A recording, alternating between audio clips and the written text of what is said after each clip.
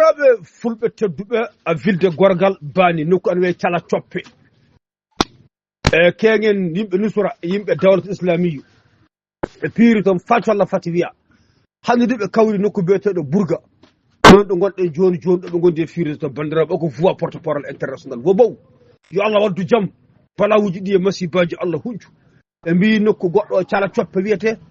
ɓe mbi lettugal bani nokku goɗɗo wiye Bourga fulle zone o inchallah ɗo gonɗen joni joni ɗo jeeɗitan ɓe ɗo gondi e warodirde wiyeteɓe yimɓe mo Jafara Dikko Abou Mamoudou Jafara Dikko groupe goɗɗo o e yimɓe ɓeɗo ɓe état islamique e yimɓe nusrat islamique ɓe gondi e warodirde joni joni ɗo gonɗo ni information o hokkira yo Allah huncu balawuji ɗi e masibaji e ley muɗum VDP ji banno wonde fête bandiji ɗo mbarodira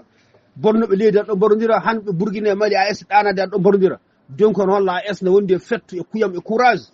donc Ibrahima Traoré wi kay jaam haaja yiɗa basi feyi ɓe gartir kaɓorɗe ɓe gara e balla Bourguine moƴƴe leydi moƴƴe ɗum kay narta ɗum kay haaja yiɗa torra yiɗa balaw yiɗa fitna bandiraɓe ko voix kunto pulo cadial golbal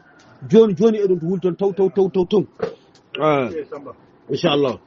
wajiɓe ɓe évoqué date wattete hen hande le 10 deuxième mois 2026 keŋel le 9 warde hande inchallah ni on information hokkira e mbi cala coppe na cala coppe inchallah bonjour grand kane nokku wiyeteɗo Bourga ni ɗum worri les zones de Dori Milam inchallah zone de Bani en toon piyanɗe ɗe goodi bandiraɓe o ko voix porte parole international wo bow yo Allah ñalli jaam